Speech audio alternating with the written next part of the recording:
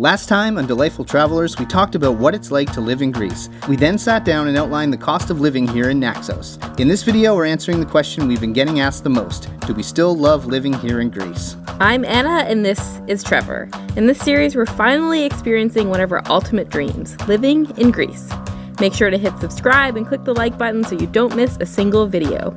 A huge thanks to our channel members and patrons for making these videos possible. This is our life in Greece. I'm on my way now. I'm on my way now. I'm on my way now. Today we're going to be talking about whether or not we still love living right here in Naxos, Greece. Got the helmet, we got a bike back there. It's going to be a lot of fun today. Check this out. Got a cool visor as well. Before we get going, do us a favor, let us know where you guys are from. We're just curious. Also hit the like button, that helps us out. We've been here for a few weeks now, and you guys keep asking us questions like, are we still enjoying it here? Are we getting bored? Do we still love it here? So we figured we'd make a whole video basically about that. But we'd also, in this video, rent a quad bike. What do you guys think about my ride? I like it a lot. Yeah, it's gonna be fun.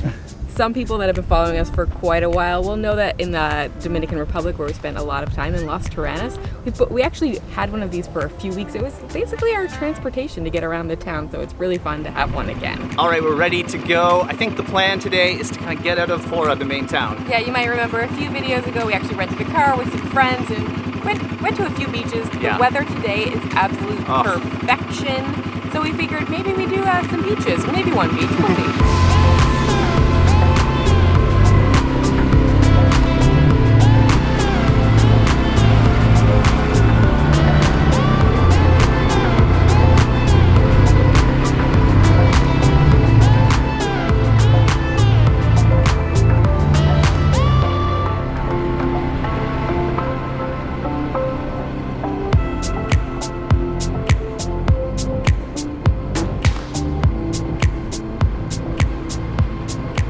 So we just came back over to a town, or a little village I should say, that we were in before. It's called Agios Prokopios. It is a beach town, and this caught our eye last time. This bike is really loud, isn't it? It is, yeah. Hopefully you guys can actually hear us.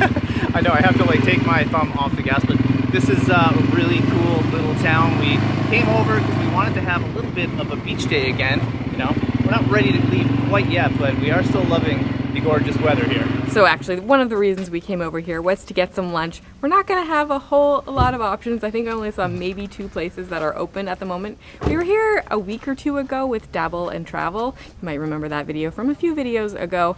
And I think there were a few more things open, but you could see them starting to close. And now there's very limited options. We are at the end of October as we film this. So. Luckily, there is a place to eat, and well, the beach is still there. Yeah. We've just stopped into a place called Kahlua. We're absolutely starving today. You guys can't wait to eat. I'm just happy this is open now. To answer the question, do we still love living here in Naxos, Greece?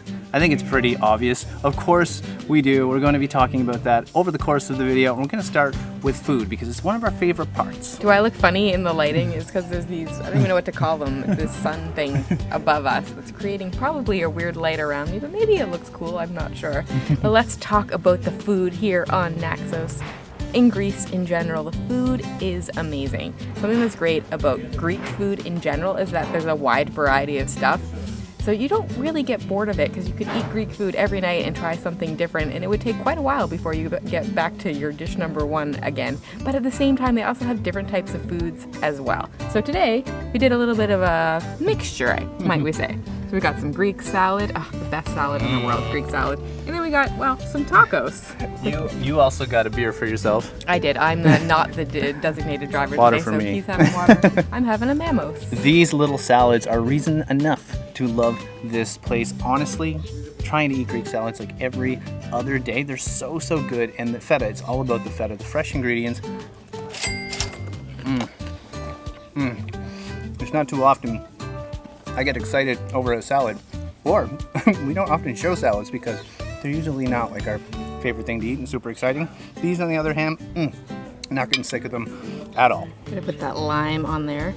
This does look very simple. I think there's maybe some sour cream or some yogurt, some chicken, onions, and tomatoes. Let's try it. I don't know the last time I had a taco. I don't know either. But this is the thing we love. Like here we are mixing a Greek salad with a taco. We have options. It's really, really good. The chicken itself is a little bit peppery. I love the sour cream or Greek yogurt. Could be Greek yogurt, which often can be confused because the Greek yogurt around here is so good. Tomatoes are good. I think this is a flour tortilla, and I'm totally fine with that. This is definitely is not anything like a Mexican authentic taco, but it's yummy. Only thing I would add to it is maybe some hot sauce. I can't imagine how busy that place would be in high season. It's one of the perks being here in kind of off season. I mean, we have this place to ourselves with beautiful, beautiful weather, and we're going down to the beach right now. The loungers, they have a price. They're usually like €10, I think, for an umbrella, 2 chairs, but in this season, the low season, they're free. So Naxos is really known for its beaches, and in our opinion, this is probably our favorite beach we've come across on the island. It's really sandy, really calm, often not too windy, and again, just back to how many people here. No one's here, you guys. Look at this. I'm sure some of you that have been here before watching this going like, oh my. So let's talk about the wind again for a second. So we are going to be here over the course of a month and so far we're well into this day now. Half of the days have been windy and half have not. So we've been warned coming in it's gonna be really, really windy. We didn't find that was the case. And on this beach, the wind gets blocked like we said. So it's great. And oh, if you're wondering about temperature, the temperature usually is about 21 degrees Celsius a day, but on the days where it's not windy and like when there's no clouds in the sky, which is quite often the case, it can be 24 degrees Celsius towards the end of October. All right, we're back at our means of transportation here, huh? Yeah, speaking of that, one thing we love about Naxos, which probably applies to a lot of Greek islands, is the different ways that you can get around. Of course, they have public transit, and that's definitely the most inexpensive way to get around, but probably not the most convenient. You can, of course, rent a car, and we did that in our previous video, but like, there's not that many places in the world where you can use ATV or quad bikes or like buggies, so UTVs, whatever you want to call them, to get around on the streets. How much was this? About 40 euro? Yeah, we went for the one that's a little bit bigger just because the small one seemed a little bit too small. Yeah. But the big one was 40 euros per day. Yeah, it's like for 300 cc is what they call it, but it's pretty hefty. It does a trick for us. It is. We could probably go up mountains if we wanted to.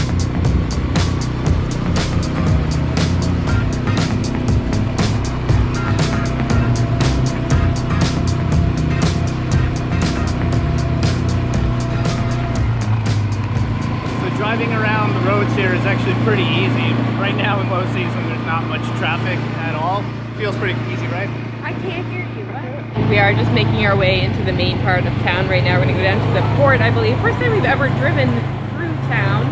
The only thing I think you really, really have to be careful of is that there's a lot of one-way streets. We of course don't have a GPS on at the moment because that would be a little hard to do on an ATV. So much easier in a car, but here you have to be extra careful. I think the audio was pretty bad in that last clip. Yeah, if you didn't get the point or you didn't understand what we were saying, basically we've made our way down to the port and we're gonna go up to the Temple of Apollo. Really, really cool spot. We did it in like the last videos, or I should say, the last time we were in Naxos, which was like 4 years ago. So not in this series, but it's really cool up there. It's also really neat how you get there. There's kind of like a causeway, and there's water on both sides. One side's really rough, and then one side is like super calm. This side is really calm, and it's funny, sometimes you can get splashed. It's not too bad. You have to be really careful. You can see it splashing up over there. Yeah, but the temple, you can kind of see the top of it just up there, like that little blip. So it is a bit of a climb to get up here, but it is absolutely worth it. One of the other things we love about Greece is this kind of stuff. I mean, all the history. I mean, this applies to everywhere in Greece, but there's so much history here. We see it every day and we're just totally used to it now. Yeah, I think if you're a history nut or a history buff, you're just gonna love Greece. You've probably been here before if you are that into history, but if not, it's definitely the place for you. And when you're living here, it feels a little different because we just see it all the time. And I'm not saying it gets old, but it's just like part of our daily routine. So today we thought we'd take you guys up. So behind me is the Temple of Apollo, or at least what remains of it. It was built in the 6th century BC, and now it's basically just a door that still stands. It's also called the Naxos Portera, or the Great Door, and it's known as the Jewel of Naxos. It's funny because when you see it from town, it doesn't actually look that big, but when you come up here, it's really, really monstrous in person. I don't even know if you can tell from the camera lens, but I do have some facts for you about the size of it. It's made out of marble, And it's about 6 meters high and 3.5 meters across. Consists of separate monoliths, and each one weighs 20 tons. So yeah, it's big. 20 tons. 20 tons, not the whole thing, each individual portion of it. You would, oh my, how on earth did they construct that? In 600 BC, is that what you yeah, said? 600 BC, 6th century BC. And how about the view? Honestly, if you're not into history, it's worth coming up here, right where I'm standing, just to see Naxos Town, the main part here, Chora. The view is impeccable and such a contrast. Like, you can see the ocean, we're surrounded by it, and then you get all those white buildings. Oh, Greece, we love you. So as much as I love the aesthetic, how pretty this town is, the other thing I love about the architecture here is that there's no major high-rises. I don't know if anything's over like 3 stories high, so it's nice and low. I'm not going to say undeveloped, because it's definitely a developed island. Also no major sprawling resorts or like all-inclusives or yeah, and it's funny, we didn't even really think about that until like the last week or so, but once we did, we're like, wow, that's so unique. Yeah, it definitely changes the vibe. Well, now, speaking of the time of year that we're here once again, we made a decision to stay right here in the main town in Chora, and I'm so glad we did, because so much has shut down now. Not so much here in the main town though, but the other towns. It's funny, we actually almost booked an apartment, like came this close to booking an apartment in the area we were just in by the beach. It was literally seconds from there, which would have been great, except not much is open this time of year, so we maybe would have had 2 restaurants to choose from, or to come into town all the time. I'm glad we went with we made a good decision. We went with our gut there. We had a feeling that might be the case, and thankfully we chose right, because it's been really easy to get food, and cafes are open. We can do almost anything still, but if we were not in the main town, that would not be the case at all.